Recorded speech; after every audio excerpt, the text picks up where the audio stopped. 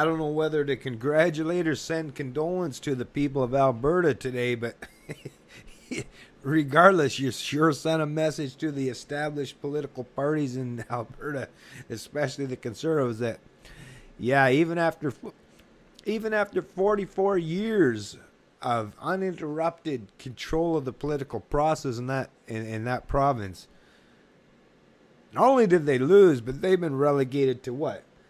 10 seats? There's going to be a whole lot of PCs clearing out their desks this morning. That I'm happy for. Smartest thing anybody can do if you're going to choose to play games in the political process, if you're going to delve into that cesspool that we call the political process, at the very least, any Canadian, I don't care what province you're in, yeah, at the very least, even though you're still just picking masters, lesser of evil, being strategic, but at the very least, those that do still play the politics game, yeah, get rid of all the established power structure in this country, all of them. You know, whether you're on the East Coast and you got entrenched liberals, or in centrist Canada or conservative. Actually, on the East Coast, you can go one way or the other. Or centrist Canada, like Ontario and Quebec, where you have the liberals and the lefties that just want to completely control and dominate and feel like they can because they have no one to really challenge them. Or out west, as with Alberta. 44 years the Conservatives were in power. PC, progressive Conservatives, so not real Conservatives, but either way, 44 years.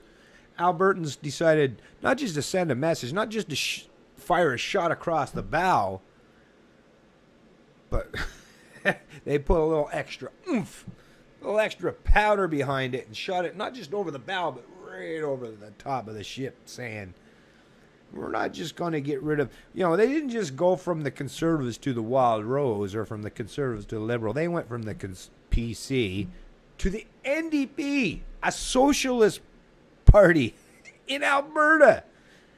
Now, obviously, the Albertan people don't want nothing to do with socialism. Who would? We know what socialism does to any place. But I understand that why the ones that believe in the political process still, I understand why you chose to do what you did. And we can't even suggest, I was thinking, well, maybe it was just a really, really, really, really record low voter turnout in Alberta, and that's why the ones like the NDP that would be really railing to try to do something, maybe that was why they won. But actually, looking today, voter turnout was 57%. Now, that's low, obviously, 57%, just barely over half. But in Canada, that's been going downhill for decades. And I looked through on prior to that on past voter turnout in Alberta, if you're going all the way back to the 70s, and actually it's fairly in line. I think the most, even if you go back to 75, was 60-some% or whatever. So 57.01, still kind of, I would say, average turnout, really. 2012, I believe, I think it said 52 or whatever, so a 5-point increase, which is pretty minor, not that big of a deal. But either way, even with a 5% difference, the NDP gained 49% increase, 16% increase, or is that seats? Might be seats. And the PC lost 60, Liberals back -4, and the Alberta part of +1. It might be seats, actually, probably seats. So yeah, it was the NDP and the Wild Rose that completely upset the apple cart, whereas the PCs and Liberals, the two most entrenched. Think about what this means, Canada. Think about what this means.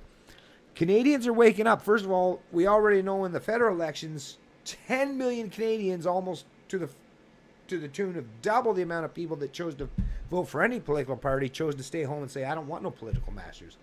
Here in the PC elections, in the Alberta elections, there was still, obviously, 57% was the amount that showed up, so that means 43% said, I don't want no political masters. But out of the 57% of the people that chose to go and vote, they said, we're going to send you a message like you will never forget. And like I say, don't be kidding yourself. The Albertan people are not looking to have socialists run their lives. They just wanted to get rid of the entrenched power structure, and good for you. Smart on your ass, on your end of it, Albertans. I don't agree with the choice that you went to, but I understand the strategy behind it. Ultimately, the ones that stayed home, that said, I don't want to choose any political master, I don't want to use the power and force of government to control, manipulate, and plunder from my fellow Canadians, those are the smartest of us all. Of all Canadians. And I'm with them. Sorry. But for those of you that did choose to do this, in a way I get it. And I also understand it's not like the NDP is going to be able to try to turn Alberta into a socialist province tomorrow. That's not going to happen. You still have a large portion of the well, think about it. If you look at how the election map was played out, the reason why the Wild Rose Party gets so much was that's rural Alberta. Rural Alberta went Wild Rose. Urban Alberta went NDP. So yeah. But it's not like I say, it's not like Alberta's going to socialism. So all you people that are panicking, no, the Albertan people are not turned into socialists. I have no doubt in my mind this was strategic, and they're just finding a way to get rid of all the old entrenched power structures. And good for you, Albertans. Hopefully here or places like Ontario, maybe here in or places like Quebec, New Brunswick, maybe some of these other will do the same thing, and they'll flip everything upside down and get rid of a lot of these old power structures. I mean, Quebec did it with even though they went to NDP too, but I mean, we kind of expected that. In Quebec, they're going to stay to the left predominantly. I don't know, the French seem to love their socialism, don't they? But anyways, at least they got rid of all the entrenched liberal power structures that they had in the province. They flipped it over to the NDP. Now, if a place like Ontario that's been staunchly liberal, which the Liberals in Ontario are more progressive even, I think, than some of the NDP's going to be. They're socialist in their own mindset. But if in Ontario, if they would send the same kind of message and put, not just the Liberals, but go the other way, put the Conservatives in power in Ontario, so you completely get rid of all of the entrenched power structures. Not because you necessarily want the PCs in power, but you have to get rid of all these entrenched incumbents. That's a big priority. And even people like myself that don't believe in the political process completely understand getting rid of all the entrenched, the people that feel like they can do no wrong, and no matter what they do, the people will keep clamoring for them because they're scared of the alternative.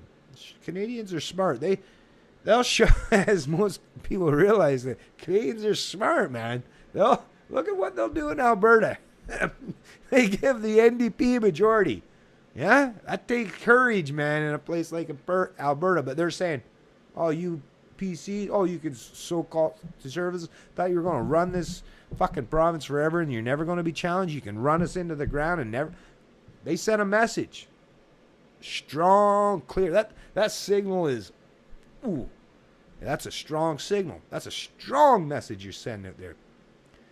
Very proud of you, Val. Very proud of you, Alberta. Not for who you elected, but for you saying we're tired of the establishment. We're tired of the status quo. We're willing to shake things up, even though it might come back to haunt us. Even though there are potential ramifications and consequences for doing so, we're willing to take that chance. That shows me you got courage. That shows me you got balls. That shows me you are the kind of people that I can respect more and more on a regular basis. So, yeah, proud of you. Proud of you. Now, let's hope come this federal elections come this October, like I say, you won't see me participating in the political process because I don't believe in picking masters. But for those of you who still believe in that, the 50 whatever percent of you that do, which you're just barely in Canada now, just barely eking out even over half of the population that are. But for those of you that do, be smart. Don't let the PCs or the Harper Conservatives, whatever you want to call them, they've been in power now, 10, 11 years? That means they got to go. And I mean, in addition, not just the time they've been in power, we all know what they've been trying to fucking do over those years and how much they've further destroyed this country. Not that the Liberals and the NDP wouldn't have done the same thing, or maybe in a little different ways, but yeah. We all know what kind of damage the conservatives, Harper's conservatives, have done in this country, especially when it comes to foreign policy or the tough on crime when crime rates are at 40-year lows. Yeah, you're destroying people's lives more than you are helping anyone. So yeah, at least get rid of the conservatives. Not saying who to vote for, because like I say, I'm not a fan. I'm no longer a believer in picking political masters. I think majority of Canadians should just stay the fuck home. But for the few of you, or whatever the people, the percentage of Canadians that do decide that you still want to pick, a political master, at least get rid of all the entrenched incumbents. At least get rid of all the people that feel comfortable in the dirt and the ones that have been writing laws to dictate and control your life. At least get rid of them. Make other people have to work hard to even try. And hopefully, if we can, whether we have minority governments federally, a minority of, I don't care which one get minority, so they all have to fight each other so that nothing gets done. That's the smartest thing we can do. But no matter what you can choose, not me, I won't do it, but no matter what you choose, kick out all the incumbents, all the power structures, all the old folks that think that they can just keep running on and controlling and dictating their successive generations. Get rid of them all. Don't fear the change. Until the political process has been dissolved completely, there's still going to be somebody controlling your life one way or the other. But least you can do is keep shuffling that deck. Keep shuffling that deck so nobody gets the ability to where they feel so comfortable they can do whatever they want. That's smart. That is wise. Don't give any political party the ability to think that they can do whatever they want because you're scared to death to vote for someone else because you want to stand behind them, even if you think your political master is they think you're going to be the team mascot and keep cheering them on because you're scared of the alternatives. Now, I will acknowledge that the alternatives are not going to be any better. This lesser of evil bullshit is actually bullshit because evil is evil.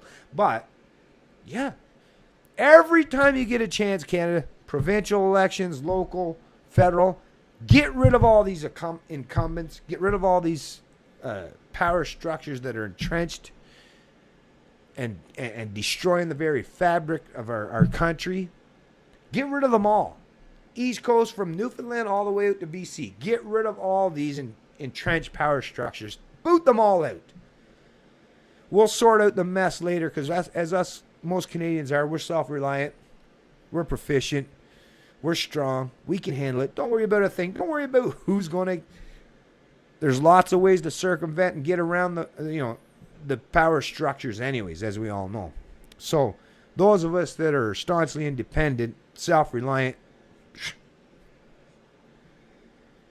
not too worried about what they're trying to do and dictate our lives. We'll find ways to get around that anyways. But for those of you, like I say, that still believe in the political process, send this message to all of the incumbents from the Atlantic Ocean right over to the Pacific. Send a message to them all and say, fuck all of you. We're done with your shit, and we're going to show you that you're not going to sit around feeling good in your dirt thinking you'll be able to control our lives and dictate to us and plunder our productive wealth and our capacity anytime you want, willy-nilly, and we're just going to sit back and allow it to happen because we're scared of change. No. If this is truly the Great White North, I don't mean that as in white people. I mean white because snow, whatever, right? Pretty bad I got to do that as a offer that so people wouldn't say, oh, what are you... Anyways. But yeah. If we're strong, proud, and free, let's show the political morons in this country that's to be strong, proud, and free means never yielding to authority, arbitrary authority, collectivism, or entrenched political powers. Never, ever allowing fear of the unknown to allow the status quo to continue on unabated. It's Canadian Libertarian, and you know I love liberty.